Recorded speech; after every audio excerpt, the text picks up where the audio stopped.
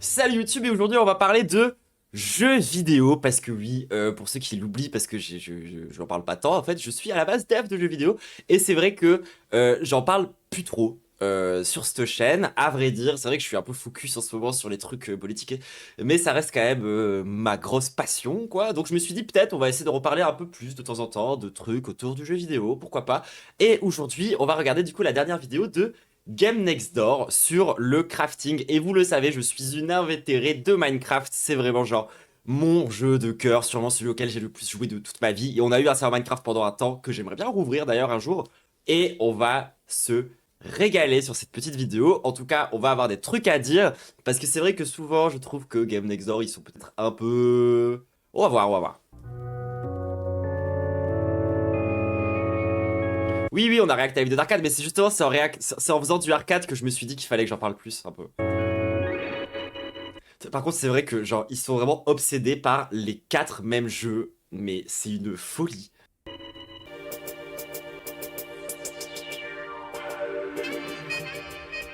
Bon, il faut que je vous avoue un truc. Jusqu'à il y a encore quelques mois, je n'avais jamais joué à Minecraft. Ouais, je sais, Wesh.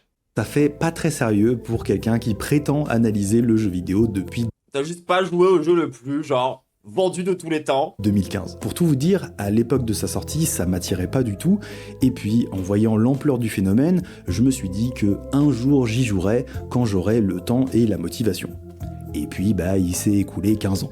Classique. Mais le truc c'est que en 15 ans, c'est pas seulement Minecraft qui a Jamais explosé. joué non plus. Oui, mais tu tiens pas une chaîne de jeux vidéo depuis plus de 10 ans, genre. Enfin, 10 ans, j'abuse peut-être un peu. C'est aussi le craft qui s'est retrouvé intégré à de plus en plus de jeux, et notamment des succès de ouf. Je pense à Fortnite évidemment, mais aussi à Animal Crossing, Valheim, Stardew Valley, The Forest, Palworld ou encore le dernier Zelda. Des mastodontes où le craft est au cœur de la boucle, où à un moment, on doit couper du bois pour fabriquer des palissades. C'est vraiment l'aspect le plus gaze de tout Elden Ring d'ailleurs, ça le craft. Mais si en plus on prend tous les titres avec ne serait-ce qu'un menu où on consomme des ressources pour produire des outils, des armes ou même des petits sandwichs, alors là, on encapsule une partie significative du jeu vidéo moderne. Et c'est pour ça que je me suis dit qu'il était temps. Déjà pour mettre le nez dans Minecraft, pour voir la base et mourir un peu moins ignorant, mais aussi de s'intéresser sérieusement Un take de baiser? Quel take? au craft pour comprendre comment et pourquoi on a fini par en retrouver partout. Comme d'habitude, la Sur Elden Ring? Ah non, désolé, c'est gaze dans Elden Ring. meilleure façon de procéder, c'est d'essayer plein de jeux qui emploient du craft, les analyser et compléter avec des recherches en regardant des interviews et des conférences. Et évidemment, je ne suis pas devenu un expert, c'est un sujet hyper vaste, mais de ce que j'ai pu apprendre et comprendre, il y a plein de petites choses qui m'ont interpellé et que j'ai envie de vous partager. Et qui me font même penser désormais que le craft a un peu transformé le jeu vidéo en tant que produit culturel. Bienvenue dans Game Next Door.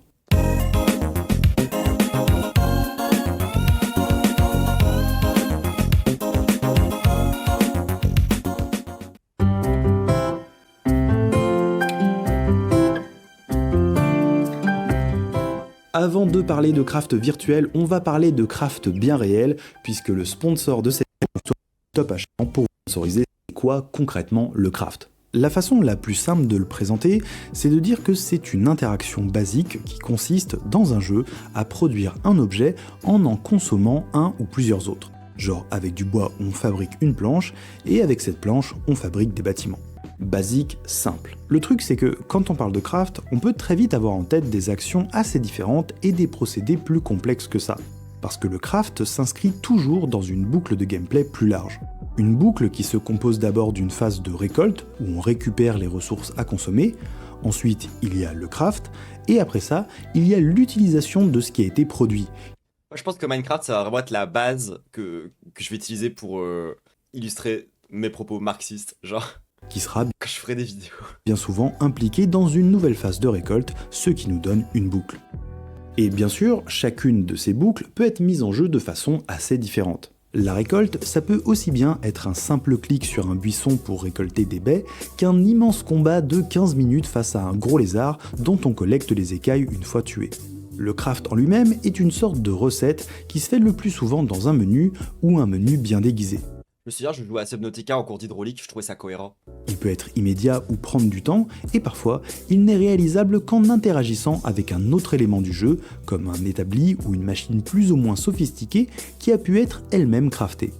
Et pour ce qui est de l'utilisation, on rentrera dans les détails tout au long de cette vidéo, puisque c'est sûrement ici que le panel d'interaction Calme-toi, Judith, Jetchery, c'est cool Subnautica, mais c'est pas non plus. est le plus large. Ah, ouah, brutal. Explorer, miner, tuer, scanner, voler, bref, tout ce que vous voulez, on y reviendra. Mais tout ça, c'est pas particulièrement nouveau dans le jeu vidéo. Ça fait un bail qu'on crafte des trucs. Si j'en crois internet, c'est dans les années 80, avec les licences King's Quest et Ultima, qu'on trouve les premières formes de craft. Et par la suite, on va en retrouver dans beaucoup de RPG, toutes écoles confondues. Que ce soit chez les japonais avec Star Ocean ou Monster Hunter, et chez les occidentaux dans les Elder Scrolls ou The Witcher. Et évidemment dans World of Warcraft, qui fera découvrir encore plus massivement le concept, très présent dans ces systèmes. Dans tous les cas, c'est un outil parfait pour les designers de ces jeux parce qu'il permet de nous engager dans la durée en récompensant notre exploration du monde et des combats, mais aussi en nous donnant des choix. Crafter, c'est pouvoir personnaliser son expérience, son style de jeu, en privilégiant la création d'un objet plus qu'un autre. Et ça, c'est totalement dans les promesses des RPG. Le craft à la base, c'est donc un truc de RPG, et c'est plutôt logique en soi. Pour que ça fonctionne, Dans Elden Ring aussi, dans Skyrim, comment c'est chiant aussi le craft. Genre, c'est vraiment, va faire 300 000 dagues pour augmenter ton niveau de forgeron, genre. il faut une forme d'économie et un minimum de possibilités de gestion. Et du coup, un inventaire dans lequel on peut manipuler des choses, ce qu'on n'avait pas forcément partout avant. On peut noter qu'on en trouvait dans certains jeux d'horreur, notamment dans les Resident Evil, sous une forme très rudimentaire avec les fameuses herbes. Mais en gros, jusqu'à la fin des années 2000, si le craft était déjà une mécanique bien huilée, En fait, moi, je trouve que le craft, tu peux pas le penser dans un jeu vidéo en termes de game design si tu ne penses pas le rapport avec l'économie du jeu. Genre, il y a tout le temps des systèmes économiques dans les jeux, c'est des trucs qui sont étudiés, et quand tu réfléchis à un système de craft, c'est exactement ça. C'est juste des échanges. Genre, c'est à base de, genre, tu prends telle ressource, tu les convertis en telle autre ressource slash marchandise, et en fait, au final, c'est comme ça que tu vas structurer les échanges et l'économie de ton jeu aussi.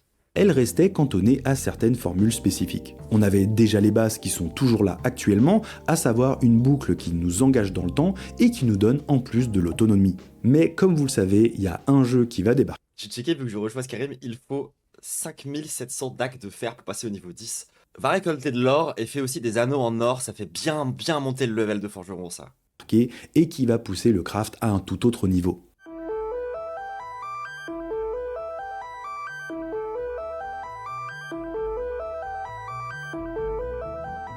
Bon, je ne vais pas passer trop de temps à vous présenter Minecraft, il y a moyen que si vous regardez cette Quand même! chaîne, vous en sachiez au moins autant que moi sur le jeu, et certainement bien plus. Mais puisqu'on va s'intéresser Ouais, j'en sais plus que lui car j'ai vu le film Minecraft cette semaine. Je suis donc une experte. à son Chicken! design et à son impact, ça me semble important d'au moins noter ces deux grosses inspirations. La première, c'est Dwarf Fortress, un Oh, waouh. roguelike de simulation et de gestion Putain, ouais. de colonies de nains Le jeu ultime de l'autisme. auquel Marcus Persson, le créateur de Minecraft, jouait de ouf et voulait tenter de recréer en 3D. C'est un jeu dense et complexe où les systèmes s'entrecroisent pour créer des situations étonnantes et il voulait humblement pousser ça dans une autre dimension et évidemment, c'était la galère. Mais ce qui va lui débloquer le cerveau, c'est de jouer à Oh, les bêtas de Minecraft, enfin, les alphas de Minecraft. un autre jeu, Infini Miner, une sorte de FPS en arène créé par Zach Barth. Ah non, ça c'est encore un autre jeu. Sauf qu'ici, il est question de miner des blocs et de se servir de la matière collectée pour se construire des chemins et des structures. Ouais, on dirait vraiment un proto de Minecraft et c'est assez littéralement le cas puisque Zach Barth n'avait pas chiffré le code de son jeu et Marcus, comme d'autres développeurs, va choper tout ça et bosser sur ce qui deviendra finalement Minecraft en 2009. En Java, ce qui est complètement con. Si jamais vous voulez en savoir plus sur cette histoire, je vous On va pas faire l'histoire. mets un lien d'un documentaire NoClip en description. Il est anglais du point de vue de Zach et comment il a vécu le fait que son jeu soit un peu devenu Minecraft sans en avoir le crédit et surtout les quelques petits sous qui sont venus avec. Et concernant Marcus, je pense que tout le monde voit à peu près la success story, le studio Mojang racheté par Microsoft, les milliards, etc. Et bon, Ah oui, d'ailleurs, mais à culpa, j'ai confondu Marcus, le mec de Game One, et Marcus Persson l'autre jour dans le stream où on a parlé de Marcus, voilà. c'est aussi un gars qui s'est démarqué par ses prises de position sexistes, racistes et transphobes, Ah, effectivement, Notch, c'est un peu un PB. donc un peu la flemme de m'étendre sur son sujet. C'est un milliardaire comme les autres finalement, et il ne m'intéresse qu'assez peu, à part s'il est question de les miner et de les Basé. redistribuer pour faire un lien avec notre sujet. Mais tout ça pour dire qu'il est important de retenir les origines de Minecraft, notamment Infiniminer, parce que c'est quand même bien cette histoire de blocs qui a tout changé. Dans les fondamentaux, c'est la même boucle qu'on a détaillée un peu plus tôt, mais sa mise en jeu dans l'environnement transforme l'expérience. Déjà, la récolte C'est pour ça que ça me fait plaisir aussi d'utiliser le jeu de l'autre nazi pour parler des trucs de Marx. se fait directement dans le décor, et ça change notre rapport à celui-ci. Ça change comment on l'observe, ça change comment on l'explore, et surtout, Je fais du Minecraft. en minant, on fait aussi du terraforming, ce qui lie directement la récolte et la navigation, comme quand on se crée une immense galerie par exemple. Sur le craft, Minecraft a aussi un fonctionnement assez unique puisqu'il propose un menu où il faut non seulement les bonnes ressources pour créer un objet, mais aussi les placer correctement dans sa grille 3x3. Ça fait du craft une sorte de petit puzzle qui demande des connaissances et de la maîtrise, et donc des skills, là où peu de jeux en plaçaient. Sans mentionner toutes les subtilités entre les différentes matières, les C'est d'ailleurs assez passionnant de voir les speedruns de Minecraft, comment est-ce que les joueurs optimisent les recettes de craft pour aller super vite. C'est trop bien. établis pour C'est là que tu vois que c'est un vrai skill important du jeu. donner accès Comme la gestion de son inventaire par exemple, ou de ses différents coffres. à d'autres recettes, etc. Et d'ailleurs, je ne connaissais pas tout ça en lançant le jeu, et j'ai mis un peu de temps à comprendre comment ça fonctionne. Mine de rien, c'est assez opaque, il n'y a pas du tout de tuto, et du coup, je comprends pourquoi il y a eu autant de guides autour du jeu. Et enfin, c'est dans Genre le glorieux guide de The Fantasio 974. l'utilisation du craft que tout prend une autre ampleur. Parce que si les outils et les établis ont des usages classiques, c'est la construction avec les blocs qui fait de Minecraft Minecraft. C'est faire sa petite maison avec ses planches en bois, son jardin avec sa clôture, jusqu'à créer des structures de zinzin avec des tapis roulants et des ascenseurs de ouf. La liberté et la simplicité du Attends, les tapis roulants sont en mode maintenant dans Minecraft? système de Minecraft, qu'il doit en partie à Infiniminer, permet une expressivité totalement inédite dans le jeu vidéo à cette époque et encore remarquable aujourd'hui.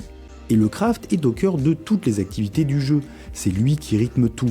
Exploration, progression, création, ce n'est plus seulement un élément de personnalisation Oui, on est d'accord que c'était créé. issue du RPG, c'est un outil qui offre une nouvelle façon d'expérimenter son propre monde virtuel. Alors bien sûr, c'est avant tout cette formule unique qui a fait de Minecraft le succès qu'on connaît aujourd'hui. Je rappelle qu'en une dizaine d'années, il est devenu le jeu le plus vendu de tous les temps, avec quelques 300 millions d'exemplaires vendus.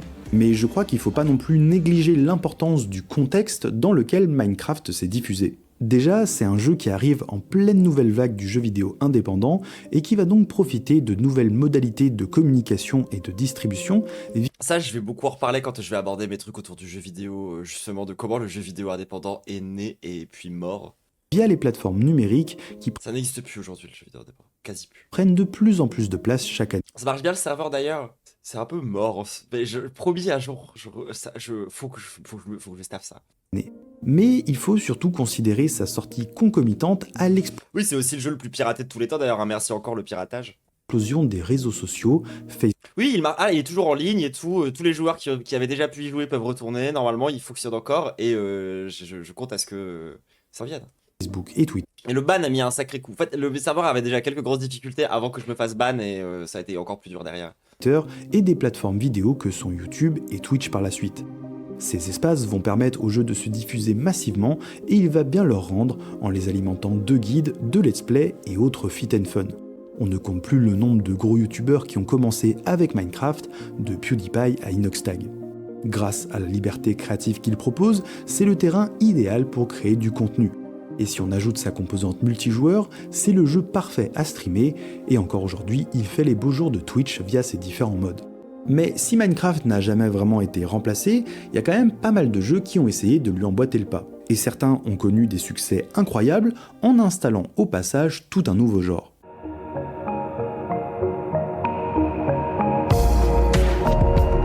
Après, il y a vraiment aucun Minecraft-like qui a percé. C'est fou. Genre, moi, je suis toujours très fan de StarMade, mais il y en a pas d'autres. Enfin, ça a vraiment floppé le reste, quoi. Genre, tous les 2 ans, il y a une annonce d'un nouveau Minecraft Killer, et au final, le jeu soit ne sort jamais, soit n'a rien à voir. Genre, moi, on m'avait essayé de me vendre, genre, Cube World comme étant une alternative, Roblox, c'est encore différent, et en plus de ça, Roblox prédate Minecraft, si je dis pas de bêtises. Il me semble que Roblox, c'est plus vieux que ça, hein. Genre, Terraria, c'est encore différent, parce que pour moi, Terraria, c'est pas tant un jeu de survival craft que juste une espèce de gros boss rush un peu bizarre. Genre, c'est très, très, très différent dans tout, en fait, basiquement, Terraria.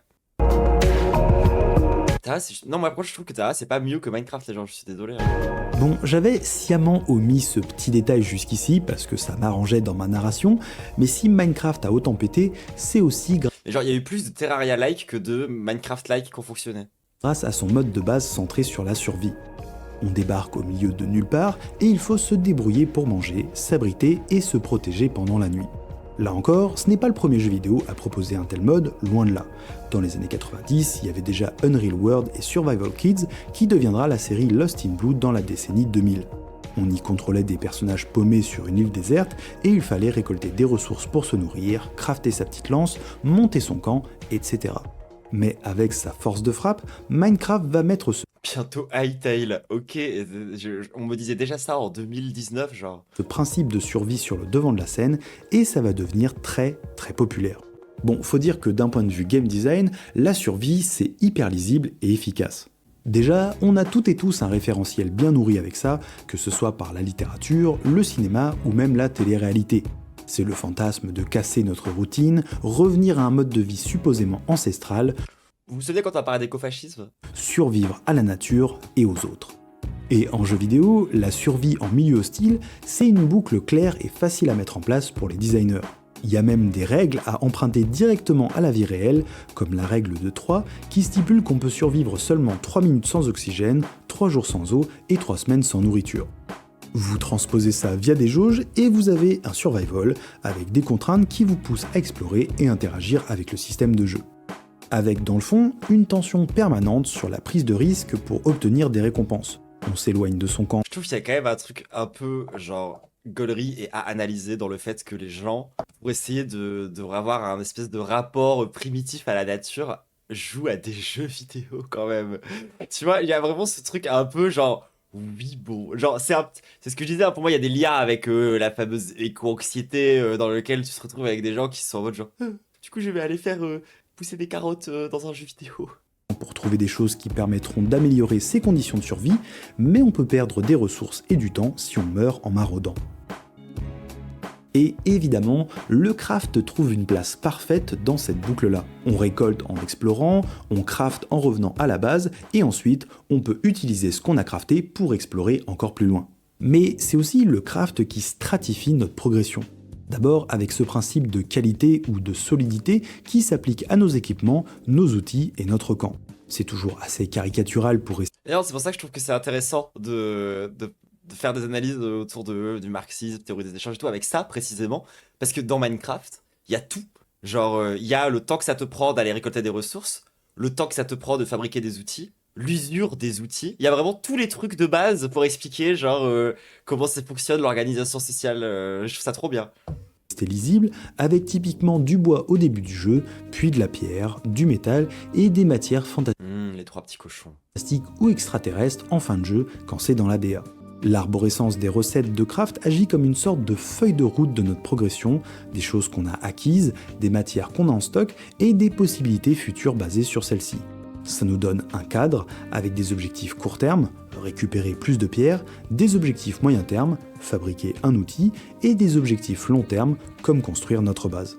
Et puis ça dicte aussi notre progression spatiale. C'est quoi ça comme jeu? Ça a l'air bien. Dans ces grands espaces ouverts, les outils et équipements qu'on obtient nous permettront de couvrir encore plus de terrain, d'aller plus profond sous l'eau ou que sais-je, et c'est aussi là-bas que se trouvent les ingrédients dont on a besoin pour crafter de Grounded, je connais pas trop. nouveaux outils. La boucle Ah si, c'est le jeu où tout est géant. est bouclée. Et vraiment, En fait, non, c'est nous qui sommes petits, qu'est-ce que je raconte? après Minecraft, il y a une quantité folle de jeux qui vont reprendre la formule en y ajoutant leur petit twist. Et parmi eux, il y aura des succès majeurs. En 2013, il y a Don't Starve, Daisy et Rust qui sortent avec des approches différentes de la survie. Quelques années plus tard, il y aura C'était trop bien, Don't Starve. Ark Survival Evolved qui va C'était vachement pas bien, Ark. devenir un vrai phénomène. En 2018, Genre, c'est vraiment le scam le plus total, Ark. on a eu Conan Exiles, Subnautica et The Forest, les deux derniers ont d'ailleurs même eu des suites. Et depuis, chaque année ou presque on a au moins une bombe, en 2019 Astroneer, en 2021 Valheim, en 2022 Grounded, en 2024 Planet Crafter et Palworld. Bref, le Ah, Planet Crafter, j'ai pas joué, ça avait l'air sympa. survival craft, comme on appelle parfois ce genre, Ark, on s'en... Mais non seulement on s'en... Mais en plus, c'est un des jeux les plus buggés de tous les temps. Et au lieu de corriger les bugs, les devs sortent juste des DLC en boucle pour tenter de vous soutirer tout votre argent comme ça à l'infini. Genre, et puis c'est tellement mal branlé. Genre, j'ai jamais de toute ma vie cru que je me ferais éblouir par une carte dans un jeu. Et pourtant, c'est arrivé dans Ark. Genre, à une époque, je sais pas pourquoi, ils avaient mis le taux de réfléchissement de la lumière sur la carte au maximum. Et du coup, tu tenais ta carte et s'il y avait le soleil dans ton dos, juste tu devenais aveugle. il n'est pas du tout Arc fait 300 gigas aujourd'hui avec les DLC. Bah. en train de s'essouffler. Et c'est toujours aussi buggé, j'imagine. Je vous invite à checker les chiffres de C'est dommage hein, quand même, parce que le jeu aurait pu être incroyable. vente des jeux que j'ai cités, vous verrez, c'est assez zinzin. Et tous fonctionnent sur des schémas similaires, mais se différencient sur les moyens de récolte, en mettant du combat ou non, en jouant sur l'ambiance avec des trucs plus ou moins glauques, et des contraintes plus ou moins appuyées sur la gestion des ressources. Mais tous gardent Ah, moi, j'avoue, j'aime beaucoup la boucle de Subnautica, par contre, elle est vraiment très cool. Genre, ce qu'ils ont réussi à faire avec la respiration, sur le coup, ça a l'air chiant, mais en vrai, c'est trop une bonne idée.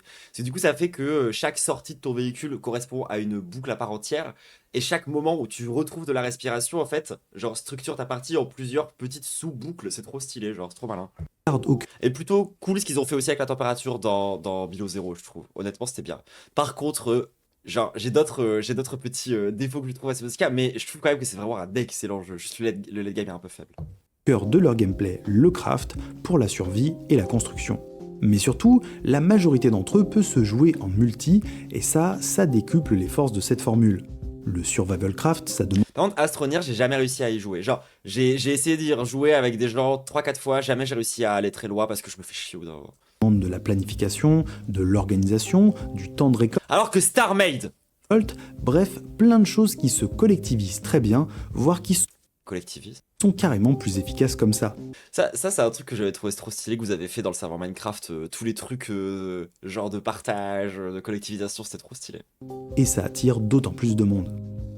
Je pense que, en partie, ce qui fait la grande popularité de ces jeux, c'est qu'ils arrivent à réunir des profils assez différents en les faisant collaborer. Des amis qui ne chercheraient pas forcément le même type d'expérience peuvent quand même jouer ensemble en se donnant des rôles plus ou moins flexibles. Des personnes qui veulent de l'action et de l'attention en auront, mais celles qui veulent être un peu plus chill auront aussi leur part à faire. La récolte, la construction, l'organisation, il y a du taf. Par contre, on peut noter que le système de blocs de Minecraft n'a pas été tant repris que ça. En général, la récolte se fait via des items plus conventionnels, des arbres et des tas de pierres posés ici et là, et rares sont ceux qui proposent du terraforming aussi sérieux que le jeu de Mojang. Et sur la construction, disons que si Minecraft c'était les Lego, tous ces jeux sont plutôt en mode Playmobil. On construit avec du La comparaison fonctionne bien, je trouve. préfabriqué et un assemblage un peu plus cadré, même si ça donne déjà beaucoup de possibilités, en jouant sur l'architecture et la décoration intérieure pour donner des petites vibes cosy à notre camp de fortune qui n'en est plus un. Depuis le début des années 2010, le craft s'est donc hissé tout en haut des formules les plus populaires et ça a éduqué des millions de joueurs et de joueuses au craft et à sa boucle. Mais comme on le sait aujourd'hui, le craft est allé beaucoup plus loin que ça. En fait, il n'a même pas vraiment besoin de survie pour accrocher les gens.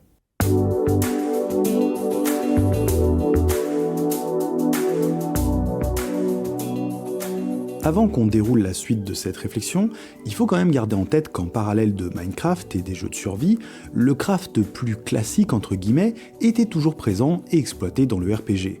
Et pendant les années 2010, le RPG s'est retrouvé un peu partout dans le jeu vidéo.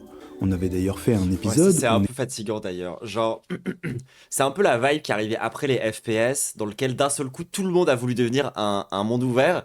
Et le fait est que dans le monde ouvert, il y a une dimension RPG. Du coup, tous les jeux sont un peu devenus des RPG.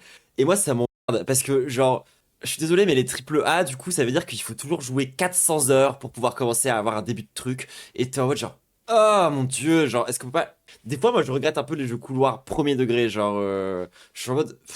Expliquer pourquoi, selon nous, ce genre était plus devenu une sorte de sauce qu'on verse sur tout et n'importe quoi, et qui fait qu'on a eu des quantités de jeux, notamment des AAA en monde ouvert, avec des arbres de compétences, des quêtes, du loot, et bien souvent aussi du craft.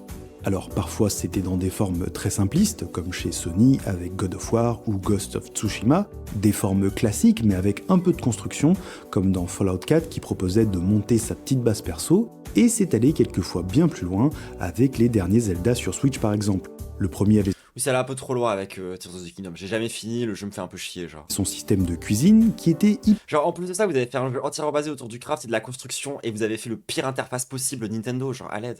hyper ludique, avec tous ses ingrédients, ses recettes et même son utilisation dans le jeu, comme manger un plat pimenté pour mieux supporter le froid. Mais évidemment, on a passé un autre cap avec TOTK qui a mis le craft au cœur de sa formule avec ses technologies Sonao. Cette fois, on a la possibilité de construire des machines en collant des morceaux les uns avec les autres, ce qui fait qu'on ne crafte pas dans un menu, mais directement dans le monde, de façon très ludique. Alors, c'est loin d'être parfait dans l'ergonomie, mais C'est un enfer. encore une fois, les équipes de Nintendo ont su se différencier et faire très fort en prenant les bonnes inspirations et en les intégrant à leur licence phare. Tout ça pour dire que dans les années 2010, même si comme moi on ne s'intéressait pas trop à Minecraft et compagnie, on bouffait quand même du craft dans des gros jeux mainstream. Difficile de passer à côté. Difficile aussi de passer à côté de Fortnite. Le Battle Royale, ça a été un des plus gros phénomènes de la décennie passée, et c'est quand même pas anodin que le plus populaire de ces jeux-là, et de loin, était celui qui intégrait du craft. Alors, je ne suis pas en train de vous dire que c'est parce qu'il y avait du craft que c'était populaire, il y a quand même plein d'autres facteurs, notamment le free-to-play, mais quand même, c'est un système qui s'insère très bien dans le Battle Royale, qui nous demande constamment de looter et récolter des ressources, mais qui dispose également de nombreux temps calmes quand on progresse vers la zone. Donc on peut régulièrement prendre 10 secondes et taper un arbre ou un caillou pour s'occuper les doigts. Et grâce à ces constructions, le jeu sert autant un style offensif que défensif et s'adresse à différents profils Ce qui est plus le cas maintenant, aujourd'hui, je crois qu'il n'y a plus le craft. de survivalistes d'intérieur, même si ça demande une certaine dextérité. Mais comme je l'ai dit un peu plus tôt, de toute façon, C'était trop stylé par contre les trucs haut niveau avec le craft. le craft n'a pas besoin de survie ni même d'action pour faire des jeux populaires. Depuis une dizaine d'années, il y a tout un autre pan du jeu vidéo qui s'est développé, les cozy games. Et dans ceux-ci, le craft a une place toute particulière, et Ça, c'est les jeux que je déteste. c'est d'ailleurs souvent la clé du succès quand on le mélange avec un peu de farming. Stardew Valley est certainement le jeu qui a allumé cette mèche. En mixant Harvest Moon et Minecraft, Eric Barron a aligné les planètes en 2016 et créé un des plus grands succès du jeu vidéo Et la plus grande vague de jeux clones de l'histoire de l'univers. Genre, c'est fou à quel point tous les développeurs indépendants veulent faire Stardew Valley. indépendant, remettant au passage la simulation Genre, vraiment, en France, on a un problème avec ça. de vie au premier rang du médium. Il a montré qu'en mettant le craft au centre de l'expérience, mais dans un environnement moins sous pression et plus porté sur l'accumulation matérielle, on peut aussi Puis c'est pareil, c'est vraiment ce jeu d'éco-anxieux bizarre, mais ça, j'ai déjà dit. créer une expérience très engageante en profitant de toutes les forces déjà évoquées du craft, des choix, des marqueurs de progression, etc. Et si ce n'était pas suffisant en 2020, on a eu le retour d'Animal Crossing sur Switch qui s'est aussi fait en intégrant du craft et du farming. Alors, il y avait déjà des prémices de ça dans les premiers épisodes, mais New Horizons a poussé le bouchon bien plus loin, notamment avec le système de DIY pour fabriquer des outils, des tables, de la déco, etc. Bon, ces deux jeux, c'est vraiment les champions de la catégorie et impossible de citer tous les jeux qui tentent d'émuler leur succès. Ça fait presque 10 ans que ça dure, mais le marché du cozy craft, il est toujours hyper actif et il attire tous les profils, des indés passionnés aux éditeurs un peu opportunistes. D'un côté, on a les Graveyard Keeper, Roots of Pacha ou Mudborn, et de l'autre, on a des projets comme Tales of the Shire, où ça sent un peu fort le braquage marketing, en utilisant une licence et des moyens solides pour aller prendre des parts de marché rapidement. Et des pieds.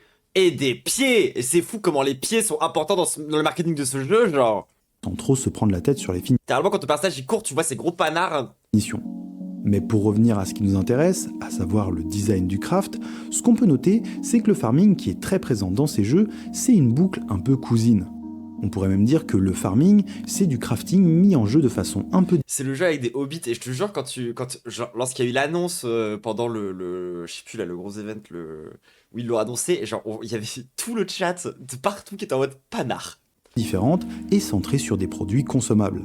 Après tout, il faut... Attends, ça c'est vraiment la totale, genre, ils ont vraiment pris Stardew Valley et ils se sont dit, vas-y, on met des grenouilles, c'est sûr les gens vont acheter ça, quoi.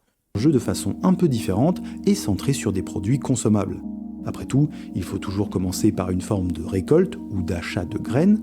Ensuite, il faut crafter la plante en En plus, souvent, c'est les jeux les plus profèmes de l'histoire. mélangeant la graine à de la terre, de l'eau, du temps, de l'engrais, ce que vous voulez. Et enfin, on utilise ce qu'on a fait pousser pour entamer une nouvelle boucle qui consomme ce qu'on a produit. Les procédés ne sont pas tout à fait les mêmes. Non, puis en plus, c'est hyper réaliste, Stardew Valley, parce que dans la boucle de gameplay, il faut que tu offres des objets aux gens dont ils veulent pour pouvoir coucher avec eux. Donc en fait, c'est super. Ça parle de communication. La gestion de la production pose des enjeux assez différents, mais ça permet justement de diversifier les boucles habituelles du craft, de les compléter et de les complexifier. Ça match hyper bien et ça crée encore plus d'engagement. Et puisqu'on parle d'engagement, les jeux Cozy Craft se reposent énormément sur l'expressivité pour motiver la progression. Alors, on pouvait déjà exprimer sa créativité dans les jeux de Survival Craft, évidemment, mais c'était toujours dans la contrainte de la survie. Là, c'est vraiment au cœur de la promesse de ces jeux. Ce qui fait qu'on s'engage sur le long terme, ce n'est pas seulement le côté utilitariste du craft, mais aussi son côté plus libre qui nous permet de customiser notre petit monde virtuel et bien souvent de le partager avec les autres. On trouvait ça dans le mode créatif de Minecraft, mais là, ça s'est C'était Minecraft, ça? Wesh. partagé avec les autres. On trouvait ça Bizarre l'ambiance. C'est quoi ces blocs? dans le mode créatif de Minecraft, mais là, ça s'est généralisé sur tout le genre. Et en ce sens, C'est redevenu Playmobil. on peut dire que le craft a vraiment revitalisé le Life Simulator, qui avait déjà eu ses grandes stars comme les Sims bien sûr, mais se retrouve désormais avec une offre beaucoup plus riche, capable de fédérer En vrai, ça va, je trouve que le craft, c'est vraiment pas une mécanique très red flag.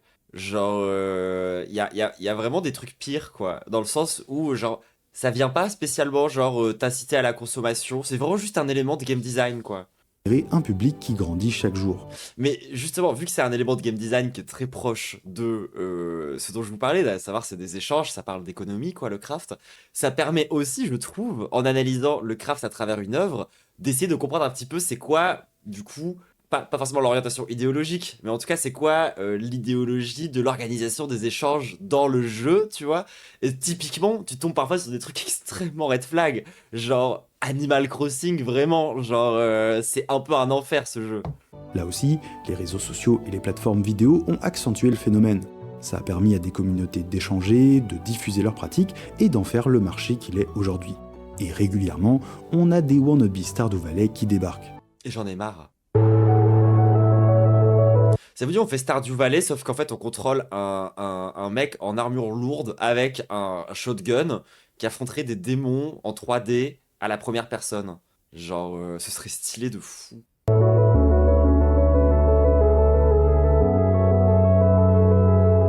Bon, entre les jeux cosy, les jeux de survie, les AAA mainstream et des petits phénomènes comme Fortnite, on l'a vu, le craft est devenu une mécanique Comment ça, ne critique pas Animal Crossing? C'est le jeu le plus capitaliste, genre, dans sa boucle de gameplay quasiment que je connaisse. quasi hégémonique. Et la question qui reste maintenant, c'est pourquoi ?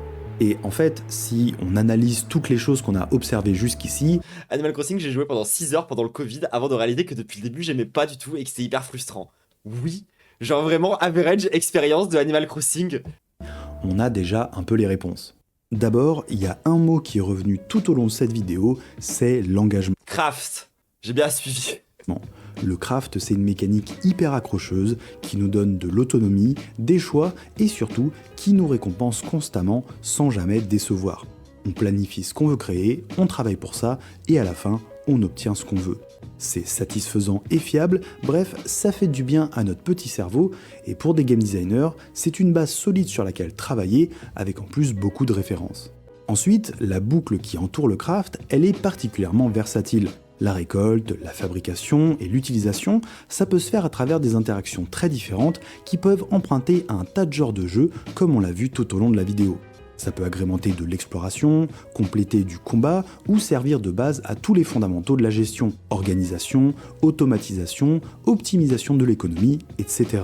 Tout ça en solo comme en multijoueur, C'est un peu dommage de pas parler plus de l'économique, et des conséquences en termes de cap design. avec l'avantage de pouvoir toucher des profils de joueurs et de joueuses ne cherchant pas forcément les mêmes sensations au sein d'un même jeu.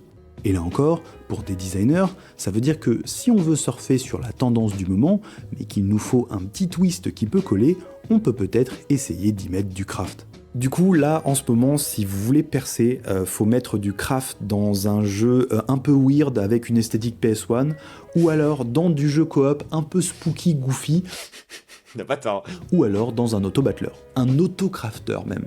Vous faites ça, vous êtes riche. Et après, vous pourrez nous soutenir sur Tipeee, Ko-fi ou Patreon et nous permettre de faire cette émission sereinement. Bon, blague à part, même si vous pouvez nous soutenir, ce que je voulais dire, c'est que le craft a prouvé qu'il s'adaptait très bien à Je sais quand il a dit genre faire un système de craft dans un jeu type PlayStation un peu weird, t'as genre 5 devs qui ont fait quoi?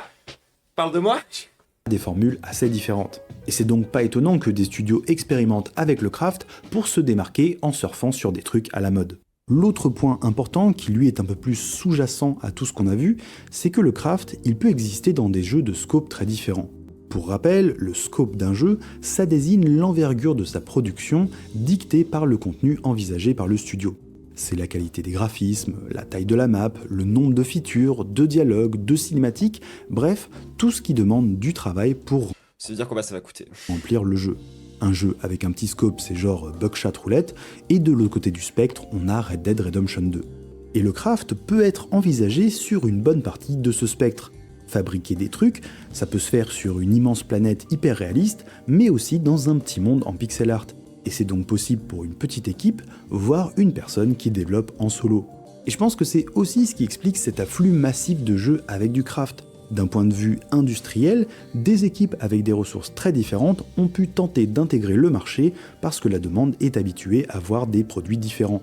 Et ça se traduit dans des gammes de prix qui peuvent aller de moins de 10 balles à une cinquantaine d'euros. Oui, enfin, je veux dire, c'est un peu simpliste de dire ça comme ça. Genre, la vérité, c'est que c'est comme beaucoup de mécaniques qu'on a commencé à un petit peu trop voir un peu partout. C'est que c'est aussi parce que du coup, tu minimises la prise de risque quand t'es un éditeur et que du coup, tu vas avoir des studios être en mode genre, et ça vous dit pas de mettre un système de craft dans votre jeu, c'est ce qui fonctionne en ce moment. Attention, je ne dis pas que c'est le craft qui a amené ça dans le jeu vidéo. C'est juste que depuis une dizaine d'années, on a une offre plus diverse qui est de moins en moins polarisée. Et le craft peut avoir sa place sur toute la gamme, ce qui explique aussi peut-être son abondance. Enfin, puisqu'on est sur le business, il se trouve que le craft se marie aussi très bien avec les modèles de financement modernes auxquels le public s'est aussi habitué. On peut penser au DLC évidemment, où on va nous vendre de nouveaux trucs à crafter, à customiser, de nouvelles zones avec une nouvelle ressource, et c'est virtuellement infini. Si les boucles sont bien calées, on peut produire du contenu encore et toujours.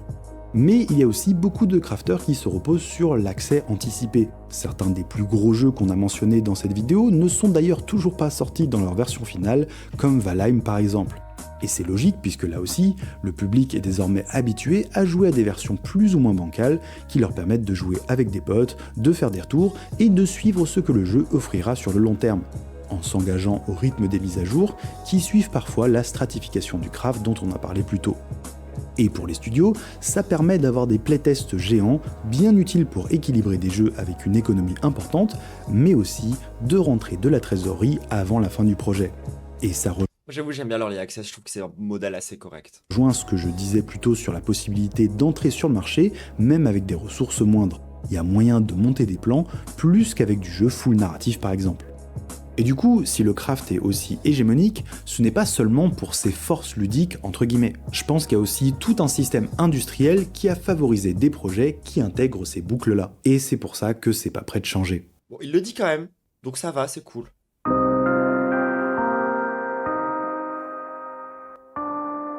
Mais en vrai, je crois pas à la haine, il y a des jeux qui marchent pas, mais pour financer les joueurs indés, je trouve ça top. Bah, exactement, mais en fait, le problème de l'Early Access, déjà, c'est encore une fois quand, à la base, c'est plutôt un move d'indé, mais ça a été récupéré de maxi baisé par les grands studios et les grands éditeurs, tu vois, ce qui en fait un peu un PB. Et je dirais que le souci, c'est surtout de la frustration de la part de plein de joueurs qui ont payé leur Early Access et ensuite, genre, le jeu est jamais sorti. Sauf qu'en fait, ça fait partie justement du deal avec les développeurs à ce moment-là. T'es pas censé financer le jeu en mode genre je le paye en avance et comme ça du coup je l'ai plus tard. Ce que tu fais c'est que t'es censé aider au financement du jeu et si jamais ça marche pas, ça marche pas. Genre c'est pas pour autant que tu... Enfin, je pense qu'il y a une partie de la haine contre l'Early Access qui vient de ça, tu vois. Plus plein de gens qui sont en mode en fait l'Early Access ça sert juste aux devs de sortir des jeux buggés et de jamais les réparer plus tard. Sauf que encore une fois, est-ce que vous pensez vraiment que les devs ne veulent pas finir leur jeu? Bien sûr que si. C'est juste qu'ils ont des contraintes en fait. Et les contraintes sont posées par les éditeurs. Dans mon intro, je vous disais que je pense que le craft a transformé la culture jeux vidéo. Bon, c'est une intro, Ouais, c'est ça, c'est bien résumé. Genre, Early Access 1D, c'est bien. Early Access de grosses boîtes, ça fait un peu chier, ouais. faut que ce soit catchy, donc j'ai peut-être un peu poussé les potards, mais en vrai, je pense sincèrement qu'il y a eu un avant et un après cette montée du craft.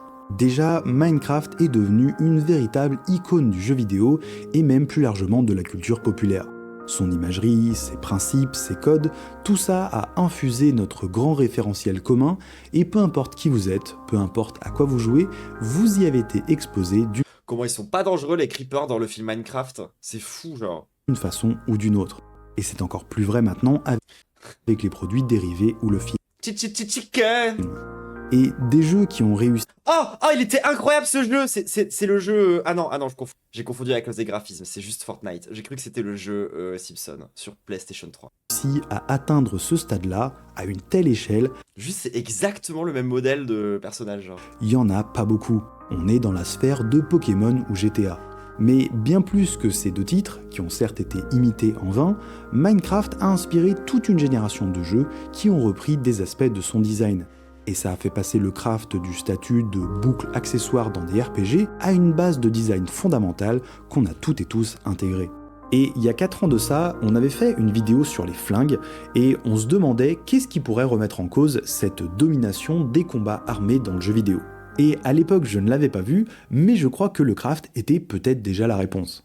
Pour rester Bizarre d'opposer les deux, je trouve. nuancé, pas mal de jeux de craft dont on a parlé aujourd'hui intègrent aussi des combats avec des épées ou des flingues. C'est même le cas de Minecraft.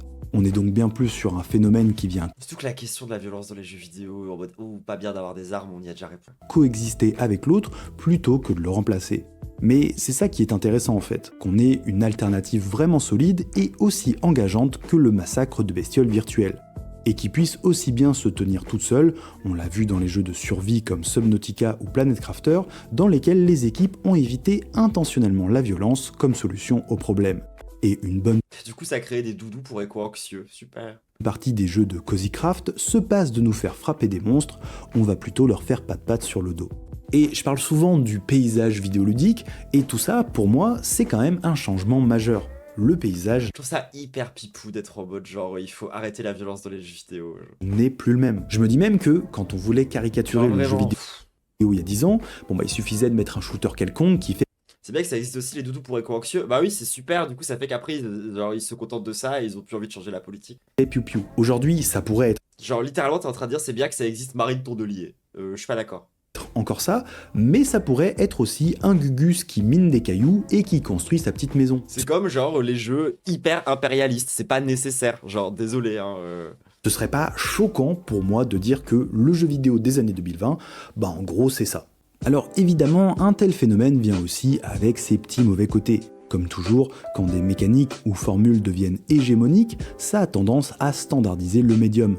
Et quand on joue beaucoup aux jeux vidéo comme moi, ou certainement comme vous qui regardez cette chaîne, il peut y avoir un sentiment de lassitude qui s'installe. Et puis, on peut ne pas être particulièrement sensible à toute cette boucle-là et avoir l'impression de passer à côté Exactement. Animal Crossing et ses dettes, c'est plus violent que Fortnite et ses flags. Je suis assez d'accord. de la grosse hype actuelle.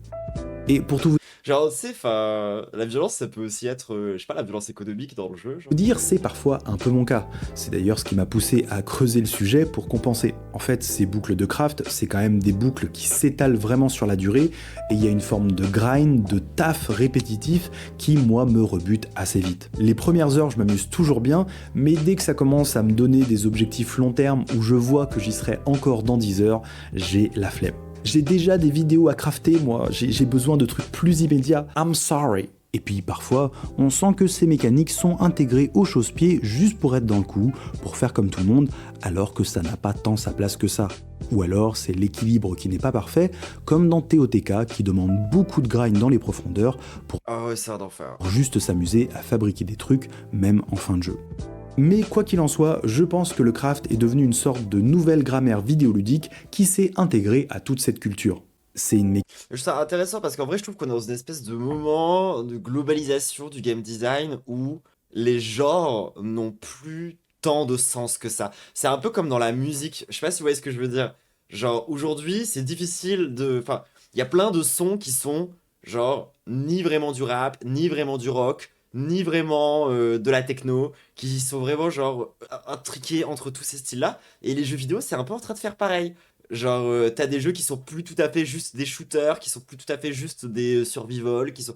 et ça s'hybride de baiser, et je trouve ça trop bien, moi, perso. Genre, par exemple, une de mes vibes préférées, c'est les jeux de rythme qui sortent en ce moment, où il y a plein d'hybrides rythmiques. Nous, à la base, on voulait être des devs de ça, d'ailleurs, au passage, avec Lou. Au final, c'est très compliqué à faire, et on n'a jamais pu sortir de vraiment.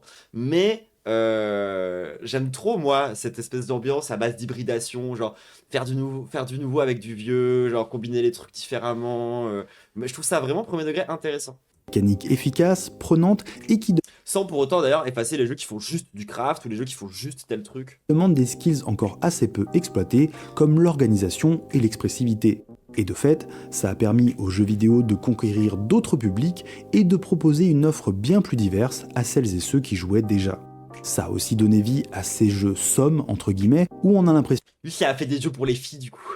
de tout pouvoir faire, de grandes aventures comme de la petite détente cosy. Et de s'y retrouver entre personnes qui ne cherchaient pourtant pas le même feeling dans un jeu a priori. En cassant les codes et les genres, le craft a transformé le jeu vidéo, comme quoi c'est toujours la même recette. Bah c'était intéressant. Mais c'est moi je pense que j'aurais plus axé autour, enfin anglais autour de l'aspect économique et de voir quel impact ça a du coup sur l'économie d'un jeu, le fait que tu puisses craft. Mais ça reste quand même assez intéressant. Mais je trouve qu'il y a aussi pas mal de... La chaîne c'est Game Next Door. Je trouve qu'il y a aussi comment dire, des trucs intéressants à dire justement sur bah, le fait que dans tel jeu, tu te retrouves à avoir une économie. Genre par exemple dans les MMORPG, le craft, c'est vraiment perçu comme étant le truc le plus liptard possible. Genre, c'est vraiment de l'économie dégénérée, dérégulée. Genre, typiquement, Dofus, c'est un très, très, très, très bon exemple de ça. Et je trouve que le parallèle qui est intéressant à faire, c'est sur le fait que, bah, genre, quand on fait pas des simulateurs de massacre, on fait des simulateurs de travail. Ce qui est quand même assez ouf, je trouve. Où c'est vraiment en mode de, bah, du coup, quand on arrête de faire des trucs à base de... On fait des trucs à base de est-ce que tu as voulu être un jour astronaute? Est-ce que ça te dit de, genre, t'occuper d'un champ, genre, ou ces trucs-là, tu vois? Satisfactory, ouais, bah, ces trucs-là. Et tu sais, on en parlait l'autre jour avec des. Enfin, j'en parlais hier, en fait, avec des sœurs, comme quoi, typiquement, Minecraft modé, c'est vraiment de la propagande pour être ingénieur. Genre, c'est assez ouf. Mais moi, c'est Beta Simulator, tous ces trucs-là. Et je trouve qu'en fait, comment dire, le craft arrive aussi à un moment où, justement, on tente enfin, de gamifier des trucs par rapport à des tafs dans la vraie vie. Et je trouve que tu vois, tu peux en dire quelque chose sur, justement, bah, qu'est-ce que ce jeu-là, il raconte de notre organisation sociale. Genre, qu'est-ce que ce jeu-là, il dit concrètement sur, bah, justement, à la fois, genre, qu'est-ce qui est le travail au sein de ce jeu-là et qu'est-ce qui a de la valeur. Et justement, c'est pour ça que c'est intéressant, parce qu'en fait, ça peut venir structurer aussi comment est-ce que nous, on peut penser les choses et les échanges. Genre, vous regardez par exemple sur Minecraft, genre, lorsque nous, on a fait le serveur, moi, je pensais que ça allait, je sais pas moi, faire une économie classique, genre comme dans la vraie vie, quoi, à savoir qu'il allait y avoir des petites boutiques qui allaient se créer un peu partout, et que les gens allaient s'échanger des produits. Pas du tout, c'est pas du tout. Ça a fait juste de l'autogestion à balle, et les gens se sont juste organisés avec des gros trucs collectivistes et c'était super. Et en fait, ça montre que, bah, en fait, au sein même du coup d'un jeu et au sein même du coup d'un game design, d'un gameplay, tu peux toujours réussir en fait à créer quelque chose d'intéressant, y compris d'intéressant par rapport à bah, peut-être éventuellement remettre en question notre mode d'organisation. Si tu peux vraiment y insuffler une dimension révolutionnaire. Et je trouve que le craft, si ça a un intérêt vraiment que moi je trouve incroyable, c'est surtout ça. C'est qu'en fait, ça rajoute à l'intérieur du coup d'un jeu des notions autour de trucs d'économie. Genre, il y a des serveurs RP où ça reste capitaliste, mais oui, souvent c'est en autogestion. Moi, je te parle du mien, hein, je parle du serveur de Troublantacide pour le coup, dans lequel les gens. Enfin, à la base, j'avais fait un système pour qu'ils puissent protéger des zones et tout, et finalement, les gens ont juste partagé à balle des trucs. Mais sur ça, j'ai réussi à faire un ascenseur et j'ai plus jamais relancé le jeu au départ. Mais justement, moi, c'est typiquement le genre de truc sur lequel, bah déjà, je vous ai dit, je vais m'en servir pour illustrer des vidéos parce que je trouve ça trop bien. Et il faudra que je réactive mon serveur Minecraft aussi, franchement, à l'occasion, parce que j'ai quelques petites expériences que j'aimerais mener dessus. Parce que c'est aussi à ça que ça sert le craft, quoi, je trouve. Ça permet de dire des trucs sur, justement, bah, la société capitaliste, parce qu'on est dans une société d'échange et de fabrication et de trucs qui prennent de la valeur à travers le travail, etc. Et c'est pour ça que moi je trouve ça passionnant. Genre, c'est ça que potentiellement je pense que tu peux peut-être raconter plus de trucs éventuellement, genre par rapport à ça dans un jeu genre à la Minecraft que dans un Doom. Mais j'aime bien les deux. Voilà, puis, de toute façon on peut jouer aux deux en même temps puisqu'il y a un mode Doom dans Minecraft. Et oui. Le serveur Pokémon de Minecraft de l'étoile était full capitaliste évidemment. Mais j'aimerais bien moi quand même dans le serveur avoir à la fin un truc de baiser dans lequel tu peux avoir genre une partie du jeu qui est en mode Pokémon et tout, ce serait trop bien. Mais bon, faut qu'on travaille pour le moment. Et puis on est en train de monter un média, je sais pas si vous savez. Et puis je travaille sur un truc qui s'appelle la Propagande Machine Il y a un mode Farming Simulator dans Doom 4 la plupart. Non mais voilà, après franchement, genre j'ai trouvé sympa cette vidéo de Game Next Door, franchement c'était cool. Il a réussi à parler de autre chose que de Dark Souls et des jeux From Software, donc félicitations à lui. Je sais que c'est pas facile. Il a aussi réussi à faire une vidéo entière sans mentionner comment il s'appelle déjà le jeu dans l'espace là où t'explores et en fait c'est une boucle Mais ils sont fans de ça, genre. En tout cas, on va s'arrêter là pour la capsule YouTube. Il a montré des images de Project Zomboid. Oui, Project Zomboid, le simulateur de meuf trans, hein, bien sûr, le fameux. Après Dark Souls c'est cool, c'est incroyable Dark Souls. Mais Outer Wilds, merci, c'est ça. Mais peut-être ne pas en parler pendant genre chaque vidéo de la chaîne pendant des années, tu vois. Mais je dis ça, j'ai beaucoup de sympathie hein, moi, pour les gens de Game Next Door. Hein, genre, j'ai vraiment pas grand chose contre eux, quoi. Et oui, me spoilez pas Outer Wilds, faut que je le fasse en stream. Surtout pas, hein, les gens. J'ai jamais joué, maintenant je suis streameuse. Apparemment, c'est un jeu de baiser à faire en stream. Donc ça viendra, hein, bien sûr. Enfin, en attendant, du coup, oui, je disais au revoir à YouTube. Au revoir à YouTube. N'hésite pas à lâcher ton meilleur pouce bleu, ton meilleur commentaire. Et moi, je pense que je vais continuer un petit peu à parler de jeux vidéo. Mais je pense que je vais pas en parler que avec un angle game design. C'est cool le game design, mais j'ai envie de raconter des trucs un peu plus politiques avec le jeu vidéo, sur comment est-ce que c'est produit, sur qui sont les gens qui sont derrière et tout. Je pense que c'est surtout ça qui m'intéresse, moi perso. Mais je pense que de temps en temps, je ferai toujours des petits apartés game design parce que bah, j'ai quand même été matrixé par le game design. Genre, je pense que j'ai dû lire genre 4-5 bouquins, ce qui est beaucoup pour moi. Hein, je lis pas beaucoup de livres d'habitude. Je crois que j'ai lu plus de livres sur le game design que de livres sur le gauchisme, pour être parfaitement honnête. Toujours est-il. Ouais, je disais au revoir, moi, YouTube. Oui, au revoir, YouTube, c'est bon, là, j'arrête la capsule pour de vrai.